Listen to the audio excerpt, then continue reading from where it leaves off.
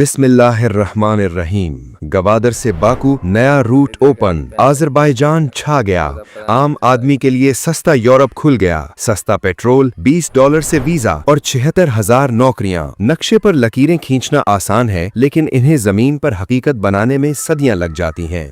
आज की दुनिया में कौमें फौजों से नहीं बल्कि कॉरिडोर्स यानी रास्तों से लड़ती हैं, और खामोशी से बगैर किसी शोर शराबे के पाकिस्तान ने अपनी तारीख की एक बहुत बड़ी स्ट्रेटेजिक बाजी जीत ली है। दिसंबर 2025 के आदादो शुमार गवाह हैं कि पाकिस्तान के गवादर के गर्म पानियों से लेकर आज़रबाईजान में बाकू की सर्द हवाओं तक एक नया मुआशी ब्लॉक जन्म ले चुका है। ये कहानी सिर्फ एक सड़क या पाइपलाइन की नहीं है, ये कहानी है 1.6 अरब डॉलर के जंगी तैयारों की, ये कहानी है 200 मिलियन डॉलर की गैस बचत की, और ये कहानी है उस आम पाकिस्तानी की जिसकी जेब और दस्तरख्वान पर इस दोस्ती की वजह से इनकलाब आ रहा है। इस वीडियो में हम आपको पाकिस्तान की आज़रबाईजान के साथ होने वाली हालिया मुआशी डील के बारे में दिखाएंगे। कैसे इस एक डील से पाकिस्तान ने वस्ती एशिया के नक्शे में एक नई लकीर खींचकर अपनी आवाम को इनकलाबी सहूलियात देना शुरू कर दी हैं। आज हम आपको दिखाएंगे कि किस तरह प्लान बी ने पाकिस्तान की मईशत को बदल कर रख दिया है। लेकिन पहले हमारा चैनल जरूर सब्सक्राइब कर लें। नाजरीन, पाकिस्तान और आज़रबाईजान ने मिलकर जनूबी एशिया और वस्ती एशिया में एक नई लकीर खींची है जो बहुत कुछ बदल कर रख देगी। दरअसल सदियों से हम सुनते आए हैं कि वस्ती एशिया तक पहुंचने का वाहिद रास्ता अफगानिस्तान है, लेकिन जब काबुल के दरवाजे बंद हुए तो क्या पाकिस्तान रुक गया? नहीं, पाकिस्तान ने अपना रुख मगरिब की जानिब मोड़ लिया। आइए इस बैटल ऑफ कॉरिडोर्स का बारीक बीनी से जायजा लेते हैं कि कैसे इसने पाकिस्तान को बदल कर रख दिया है। अगर मौजूदा रास्तों को देखें तो पाकिस्तान के पास पहला रास्ता दी ट्रांस अफगान रूट है। कागज पर यह सबसे सीधा रास्ता है, पेशावर से काबुल और फिर मज़ार शरीफ से होते हुए उज़्बेकिस्तान के शहर तरमिस तक। यहाँ 4.8 बिलियन डॉलर की रेलवे लाइन का मंसूबा है, लेकिन जमीनी हकीकत तल्ख है। 15 से जायद सिक्योरिटी चेक पोस्ट, सालांग पास की 24 घंटे बंदिश और इंश्योरेंस की आसमान छूती कीमतें। ये रास्ता मुख्तसर जरूर है, मगर ये जिस्मानी खतरात से भरा हुआ है। यही वजह है कि पाकिस्तान इस रास्ते